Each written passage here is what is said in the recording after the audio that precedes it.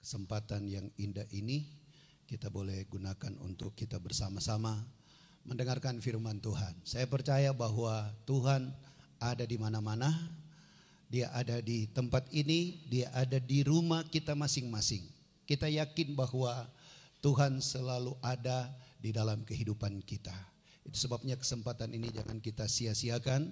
Mari kita akan membuka hati, kita dengarkan firman Tuhan yang akan kami ambil dalam pembacaan awal ini dalam 1 Korintus pasalnya yang ke-13, 1 Korintus pasal 13. Kita akan membuka Alkitab kita.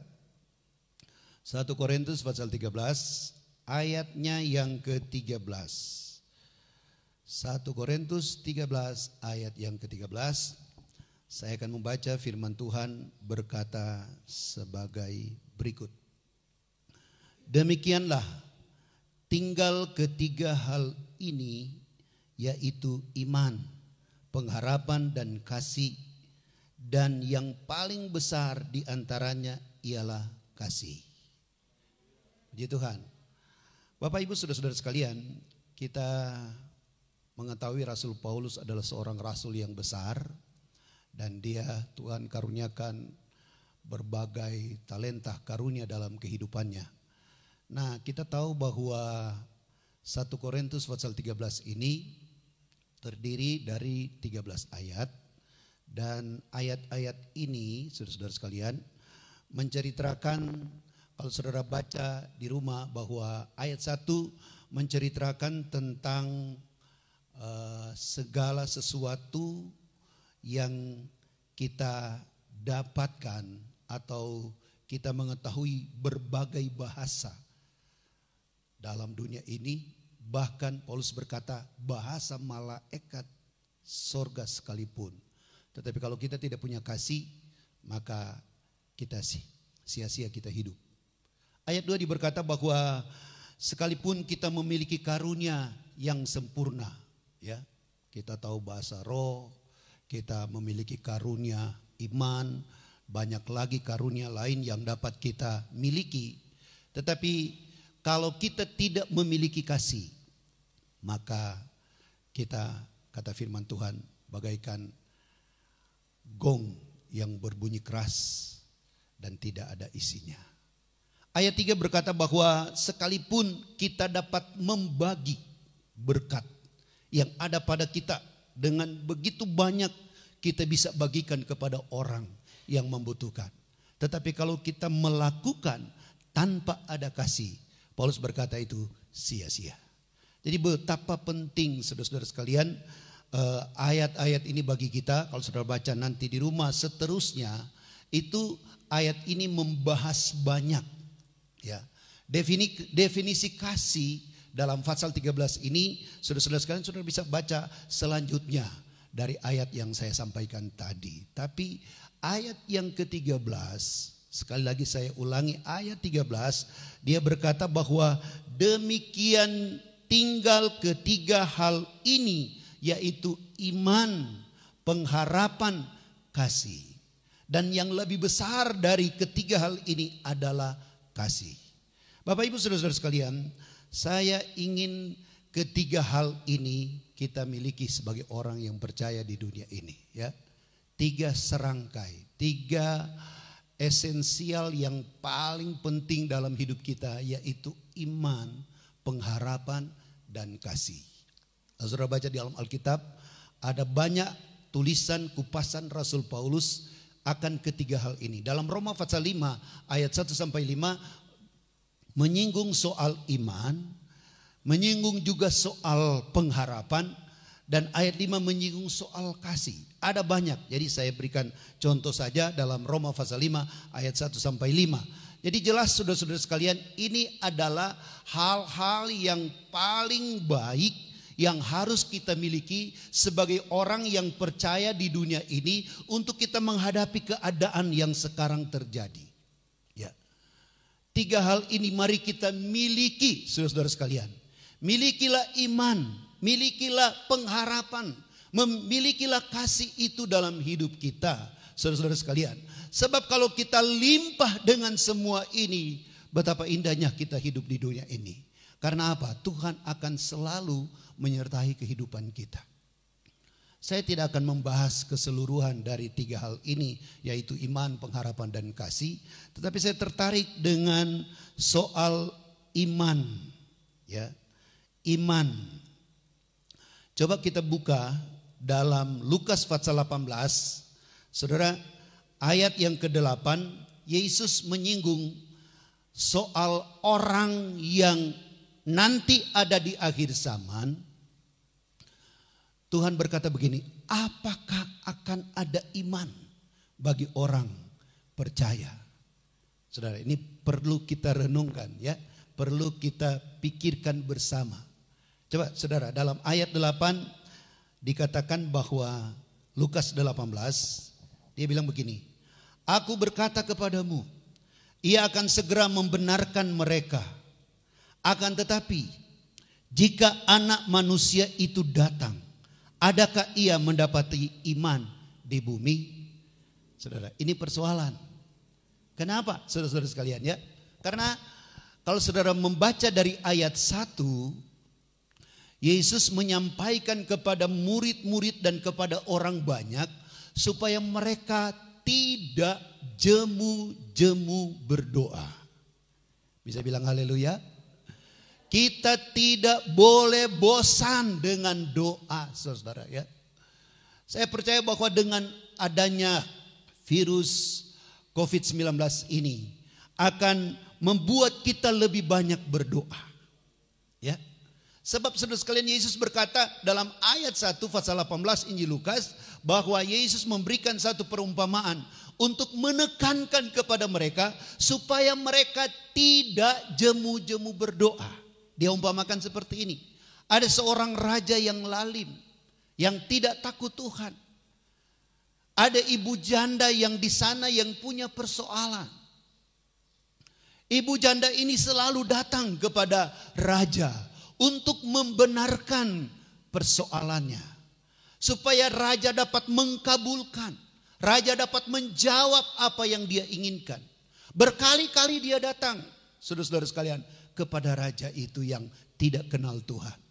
Raja itu berkata, sekalipun aku adalah raja yang lalim, yang tidak menghormati siapapun, yang tidak takut akan Allah. Tetapi daripada ini janda menyusahkan aku, maka aku akan mengabulkan permintaannya. Ayat 6 Yesus berkata, camkanlah. Artinya tekanan untuk kita memperhatikan apa yang telah dilakukan oleh raja yang tidak takut Tuhan ini. Ayat 7 dia bilang begini. Tidakkah Allah akan membenarkan orang-orang pilihannya yang siang malam berseru kepadanya? Dan adakah ia mengulur-ngulur waktu sebelum menolong mereka? Saudara, Tuhan mau kabulkan doa kita. Ya. Saudara-saudara sekalian, ini saya angkat untuk membuka pengertian kita. Karena kita sekarang hidup di akhir zaman. Ya, Bapak Ibu, kita sekarang ada di akhir zaman. Ya, belum ada penyakit yang terjadi, virus yang terjadi sekarang ini yang tidak diperhatikan oleh dunia. Ya, selain daripada virus corona ini, ada banyak perhatian dunia, saudara-saudara sekalian, dengan penyakit yang berbahaya ini. Ini membuktikan bahwa kita sekarang ada di akhir zaman. Tetapi persoalannya begini. Yesus berkata, kalau aku datang, apakah aku akan mendapati iman di bumi ini? Saudara, saya melihat dalam terjemahan firman Allah yang hidup, dia bilang begini. Ya, ia akan menjawab mereka dengan segera. Tetapi persoalannya ialah, apabila aku Mesias kembali, berapa banyak orang yang akan kudapati beriman? Bapak Ibu, baik yang ada di gereja maupun yang ada di rumah, mari iman ini perlu kita tumbuh kembangkan dalam hidup kita. Mengapa Yesus berkata seperti ini? Bahwa kalau seandainya dia akan datang ke dalam dunia, apakah dia akan mendapati iman di muka bumi ini? Saudara-saudara sekalian, apakah orang percaya masih beriman kepada Tuhan atau tidak? Saudara mungkin di rumah atau siapa saja yang dapat mendengarnya akan berkata, saya orang beriman. Betul, saudara sekalian. Tetapi saudara, pertanyaan ini yang Yesus katakan, bahasa firman Allah, terjemahan firman Allah yang hidup berkata, persoalannya adalah bila Mesias itu akan datang, apakah dia akan mendapati iman bagi kita orang percaya? Kenapa? Mengapa ini ditanyakan Yesus? Kita tidak bisa menyangkal, saudara-saudara sekalian, Bapak Ibu, kita tidak bisa menyangkal bahwa iman kita itu aktif, iman kita itu bangkit, iman kita itu bergerak apabila kita sedang ada persoalan. Betul tidak? Kalau kita lagi ada masalah, paling tidak kita cari Tuhan, datang kepada Tuhan, kita mencari wajahnya. Saudara sekalian, kita berdoa kepadanya, kita berseru kepadanya, kita menyampaikan apa yang kita inginkan. Artinya kita datang kepada Tuhan. Tetapi kebanyakan orang setelah dia ditolong oleh Tuhan, doanya tidak ada lagi. Susah lagi untuk dia berdoa, saudara sekalian.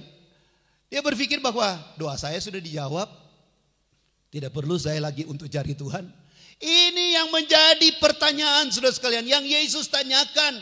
Karena kalau nanti dia datang, apakah kita didapati menjadi orang yang beriman atau tidak? Itu sebabnya saya mau berkata dari firman Tuhan ini, bagi kita, Bapak Ibu yang ada di rumah, pemirsa yang lain, saya mau katakan, ada masalah atau tidak, ada keperluan atau tidak, ada pergumulan atau tidak, kita membutuhkan Tuhan atau tidak, mari saya mengajak kita tetap berdoa.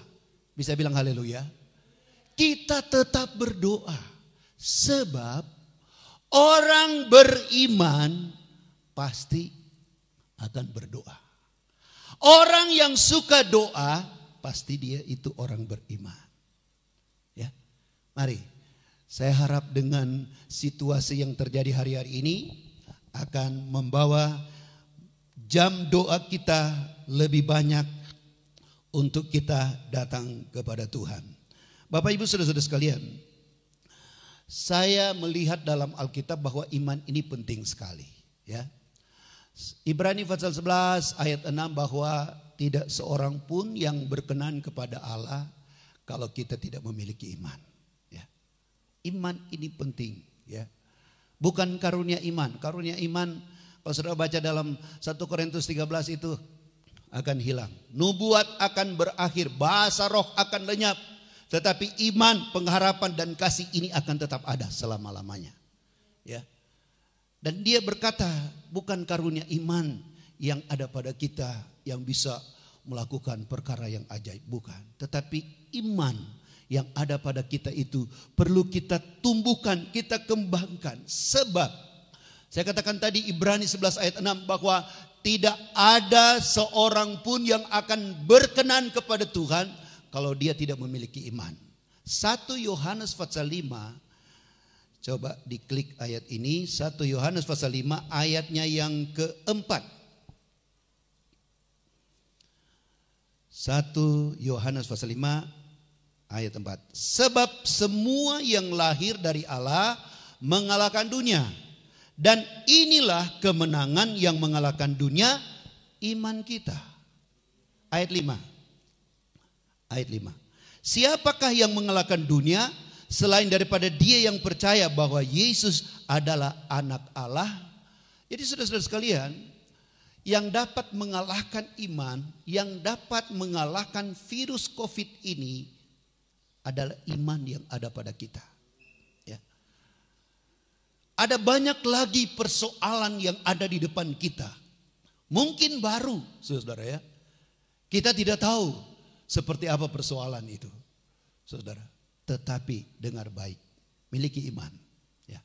Kalau iman itu ada pada kita, saudara sekalian, kata firman Allah, inilah yang akan mengalahkan dunia. Saya akan menyampaikan satu contoh dalam Alkitab di mana Yesus mengangkat seorang yang memiliki iman yang besar. Ini jadi ingin kita ketahui. Yesus mengangkat seseorang yang memiliki iman yang besar. Ibrani 11, saudara, itu daftar dari pahlawan-pahlawan iman. Ya, tokoh-tokoh Alkitab itu banyak orang yang memiliki iman yang besar. Tetapi saya tertarik dengan satu kisah yang pernah terjadi di dalam pelayanan Yesus, yaitu seorang perwira dari Kapernaum. Coba saudara buka Matius pasal 8. Matius pasal 8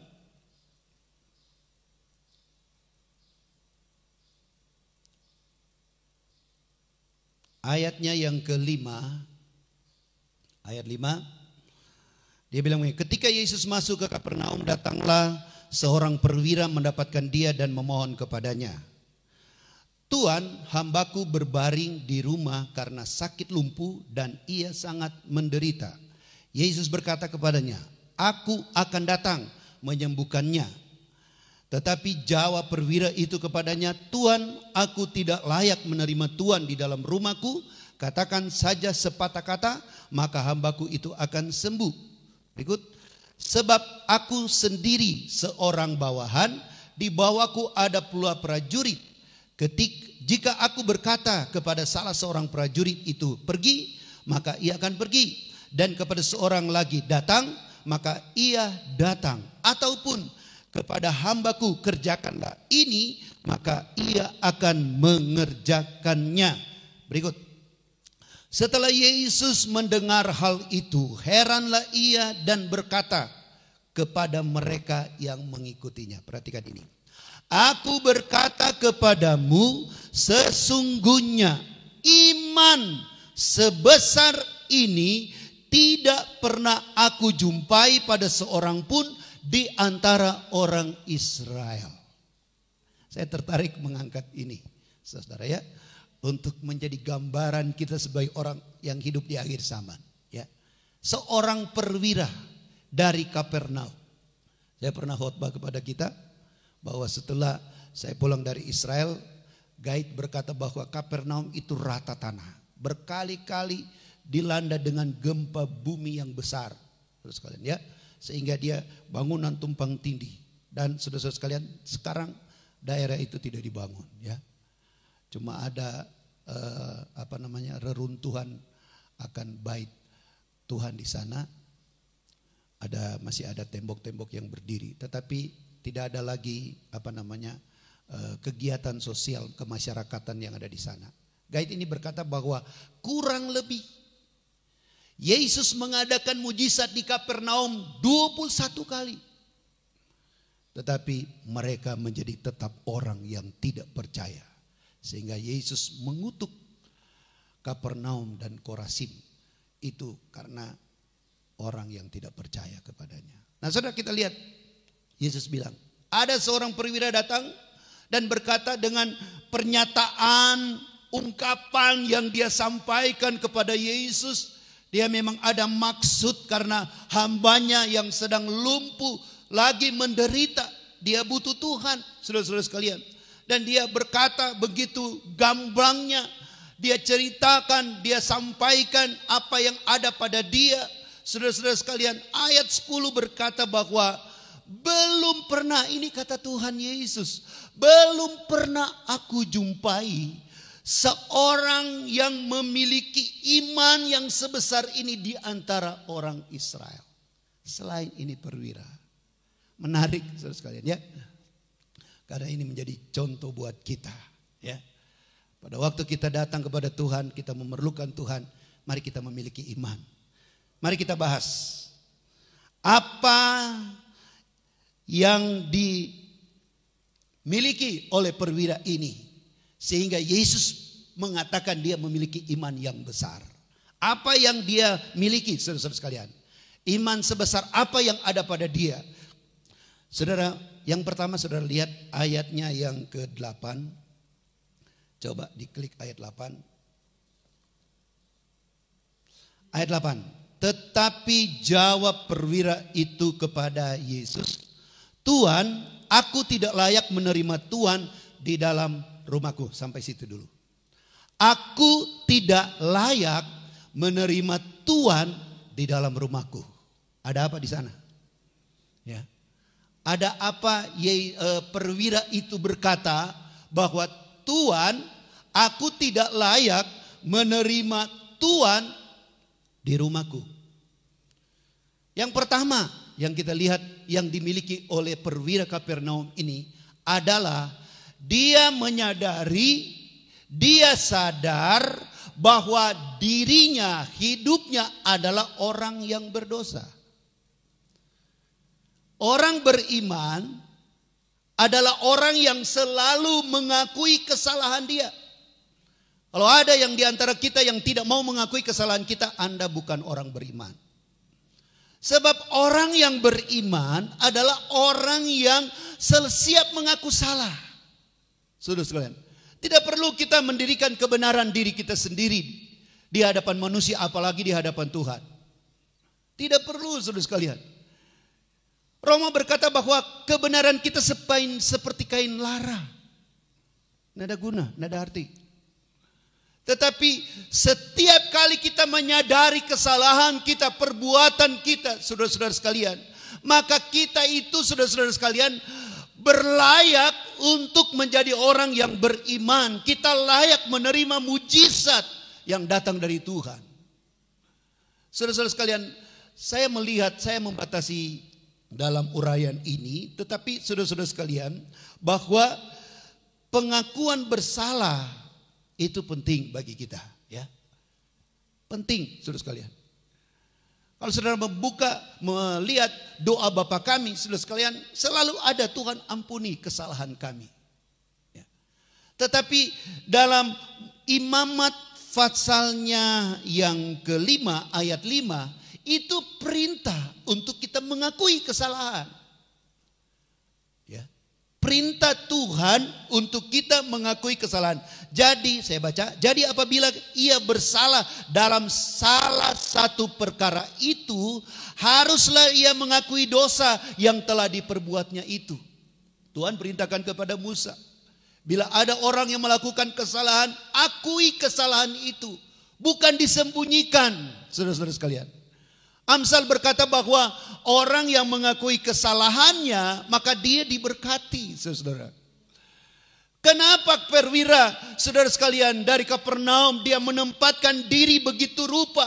Dia datang kepada Tuhan dan berkata, Tuhan, aku tidak layak jika engkau akan datang di rumahku. Merasa bahwa dirinya adalah orang yang berdosa. Saudara-saudara sekalian, saudara, dalam Alkitab pertama kali kata mengampuni dicatat. Itu dalam Kejadian pasal 18 ayat 24. Itu pertama kali kata mengampuni. Mengampuni adalah di dalam Kejadian pasal 18 ayat 24. Itu soal Abraham dikunjungi oleh 3 malaikat untuk memusnahkan Sodom dan Gomora. Dia tawar-menawar dengan Tuhan. Dia berkata, Tuhan, kalau ada 50 orang benar di sana, apakah engkau tidak akan mengampuni kesalahan mereka? Tuhan jawab, aku akan mengampuni. Saudara, setiap kali kita datang dan mengakui kesalahan kita, maka Tuhan selalu mau datang kepada kita. Ya. Ingat perumpamaan Yesus tentang anak yang terhilang? Saudara, waktu dia mau kembali kepada bapaknya, saudara, itu bapak sudah berdiri di pintu. Dia sudah menunggu anaknya untuk kembali. Dari kejauhan bapaknya melihat, itu anakku. Saudara sekalian, itu anak cuma jalan biasa untuk datang menemui bapaknya. Tetapi bapaknya berlari, saudara sekalian. Dia peluk. Saudara, kita baru sadar dan mau mengakui kesalahan kita. Dengar baik, Tuhan sudah lebih dulu datang kepada kita. Akui kesalahan, saudara, ya. Sebab itu penting untuk kita menumbuh kembangkan iman yang ada pada kita. Saudara, saya mengangkat satu contoh lagi soal Nehemia, ya. Nehemia dalam pasal yang pertama itu, saudara sekalian, dia bisa dapat kembali membangun tembok bait suci di Yerusalem Karena ini yang dia lakukan, dia mengakui kesalahan dari bukan hanya dia sebutkan bapak-bapak leluhurnya yang sudah melakukan kesalahan. Dia berkata, Tuhan ampuni. Coba saudara klik Nehemia 1 ayat 4. Dikatakan bahwa ketika ku dengar berita itu, duduklah aku menangis dan berkabung. Selama beberapa hari aku berpuasa dan berdoa ke hadirat Allah semesta langit. Perhatikan ayat 5. Kataku, ya Tuhan, Allah semesta alam, Allah yang maha besar dan dahsyat, yang berpegang pada perjanjian kasih setianya terhadap orang yang kasih kepadanya dan tetap mengikuti perintah-perintahnya. Ayat 6. Berilah telingamu dan bukalah mataku, dengarkanlah doa hambamu yang sekarang kupanjatkan ke hadiratmu siang dan malam bagi orang Israel, hamba-hambamu itu, dan dengan mengaku segala dosa yang kami orang Israel telah lakukan terhadapmu, juga aku kaum keluargaku telah berbuat dosa. Ya. Kalau kita berdoa, saudara-saudara sekalian, mari pertama kali selain kita puji Tuhan, muliakan Tuhan, sembah Dia, kita akui kesalahan kita. Kita akui dosa kita. Sebab Tuhan akan berkuasa datang memberikan pertolongan kepada kita. Nah, yang kedua yang dimiliki oleh perwira ini, selain dia mengakui kesalahan, dia menyadari bahwa dia adalah orang berdosa. Ayat 8 dalam Matius pasal 8 dikatakan, ayat 8 bagian B, dia bilang, katakan saja sepatah kata, maka hambaku itu akan sembuh. Yang kedua, bahwa ini perwira begitu yakin, begitu percaya dengan ucapan Yesus. Terjemahan lain berkata dalam Alkitab, perintahkanlah hambaku itu sembuh, dia pasti sembuh. Oh saudara sekalian, dia begitu yakin, dia begitu percaya dengan ucapan Yesus. Dia tidak minta yang muluk-muluk. Dia berkata kepada Tuhan bahwa selain Tuhan mengampuni saya, selain Tuhan saya mengakui kesalahan saya, maka saya percaya bahwa perkataanmu itu heran dan ajaib. Dia tidak minta banyak, saudara. Katakan sepatah kata saja, maka hambaku itu akan sembuh. Ya, saudara-saudara sekalian, mari kita imani. Saya mau berkata kepada saudara, baik yang ada di gereja maupun di rumah, apa yang sedang menguasai hatimu? Ya, apa yang sedang menguasai keadaan kita? Ketakutan, COVID-19, kita memang harus berjaga-jaga, kita harus cuci tangan, bersih dan lain sebagainya, jaga jarak dan lain sebagainya. Atau mungkin ada masalah-masalah yang lebih besar yang kita sedang hadapi.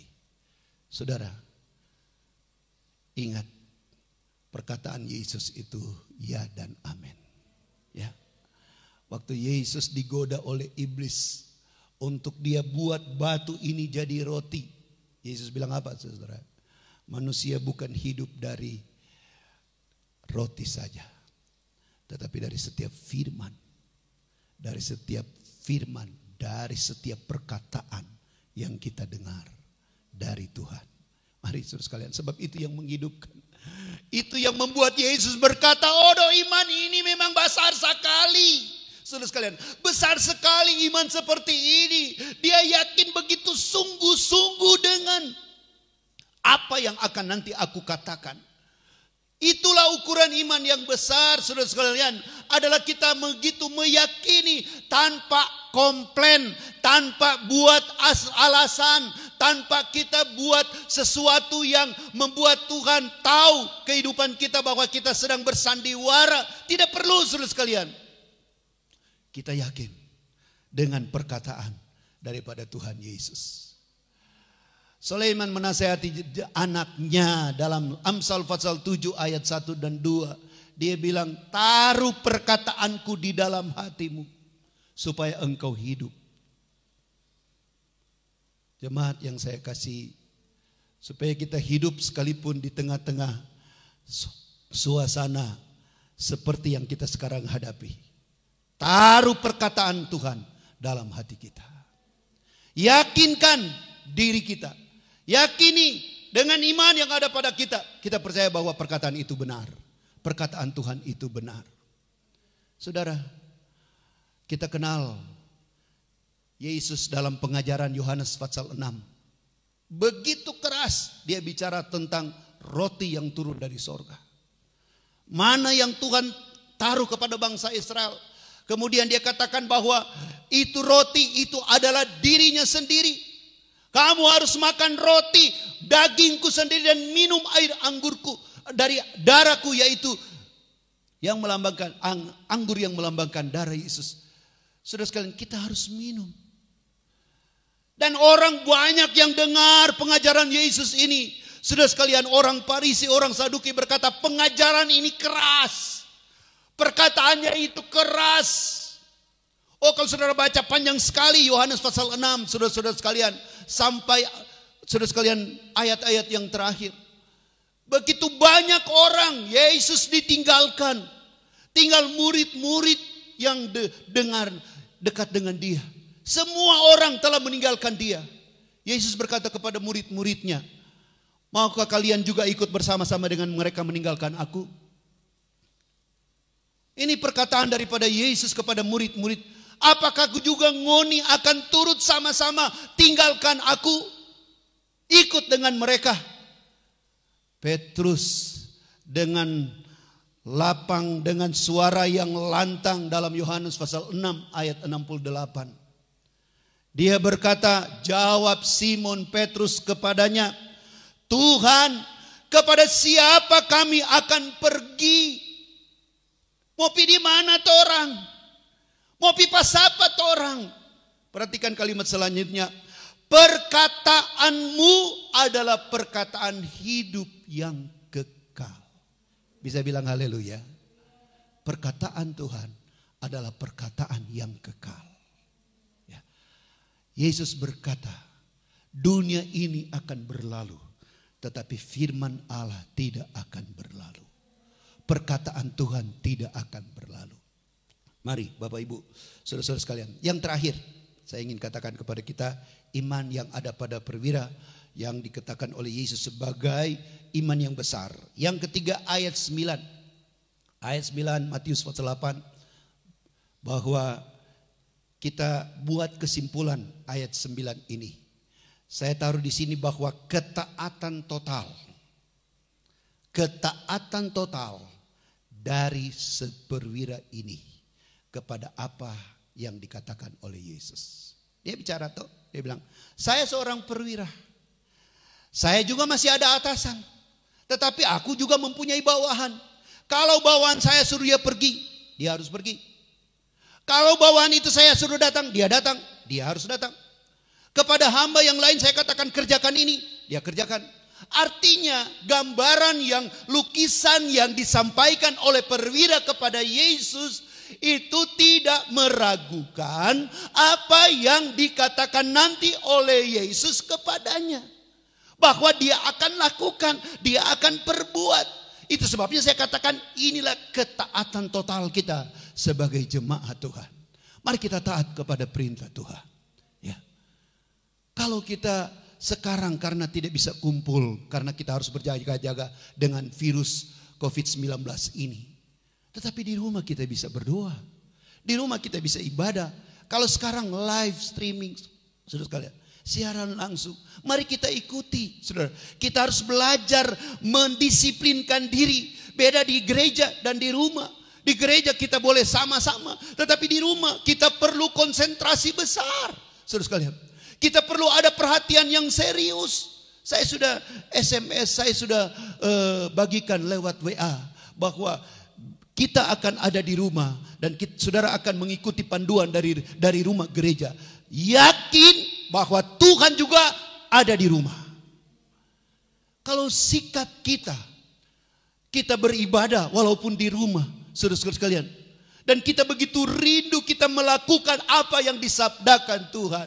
Oh, iman kita besar, saudara-saudara sekalian. Iman kita besar, saudara-saudara. Itu sebabnya saya mau berkata kepada kita, persoalan dunia ini belum akan berakhir, saudara sekalian. Dia akan terus bertambah. Dan kita ada di dalam dunia ini. Tetapi kita perlu memiliki iman yang besar. Saudara, kalau kita memiliki iman yang mengaku salah dengan kehidupan kita, kemudian kita saudara yakin sungguh akan perkataan Tuhan, dan ada ketaatan dari kita, saudara sekalian. Oh, saya mau berkata kepada saudara bahwa keadaan dunia boleh bergoncang, tetapi kita yang melakukan firman Tuhan akan tetap dipelihara oleh Tuhan. Abraham, waktu dia diuji, Alkitab berkata bahwa dia harus mempersembahkan Ishak sebagai anaknya menjadi korban, saudara sekalian. Dalam Kejadian 22, saudara sekalian, dikatakan bahwa dia bawa ini Ishak sampai di Gunung Moria. Dia persembahkan, dia bangun mezbah, dia ikat Ishak, kemudian dia letakkan Ishak di atas mezbah. Dia cabut pisau untuk menikam, mau membunuh Ishak. Sebab perintah Tuhan adalah bunuh anakmu, persembahkan kepadaku. Persembahkan anakmu kepadaku. Dia sudah ambil pisau, dan Tuhan dengan suara yang keras dari sorga berkata, Abraham, jangan engkau apa-apakan anakmu itu. Saudara-saudara sekalian, jangan engkau sakiti anak itu atau kau apa-apakan dia. Sekarang aku tahu bahwa engkau hormat dan taat kepadaku, karena engkau tidak menolak untuk menyerahkan anakmu yang tunggal itu kepadaku. Tuhan bicara, tidak usah Abraham, jangan apa-apakan, sebab sekarang engkau adalah orang yang taat. Saudara, mari kita taat. Kadangkala bertolak belakang dengan keinginan kita, dengan ego kita, dengan manusia kita, dengan daging kita. Tetapi kalau itu adalah perkataan Tuhan, itu adalah selaras dengan firman Tuhan, untuk apa kita mau membantah? Untuk apa kita tidak mau taat? Taatlah, sebab dengan ketaatan ini akan membawa hidup kita lebih dekat kepada Tuhan. Ya, saya katakan persoalan akan bertambah. Dalam Alkitab banyak orang-orang yang beriman, yang ditolong Tuhan dengan cara Tuhan yang luar biasa. Tetapi saya mau berkata kembali kepada kita, mari kita banyak berdoa. Ya, berdoa. Di gereja kita tidak bisa kumpul karena tidak bisa kumpul karena dengan adanya virus. Tetapi di rumah kita bisa doa, saudara sekalian. Ya, dimanapun kita bisa berdoa untuk kita membangun iman kita kepada Tuhan. Tuhan berkati kita. Mari saya undang kita berdiri bersama-sama. Para pemain musik, mari kita berdiri. Kita datang. Saya ingin kita nyanyi lagu yang berkata, bila kau izinkan sesuatu.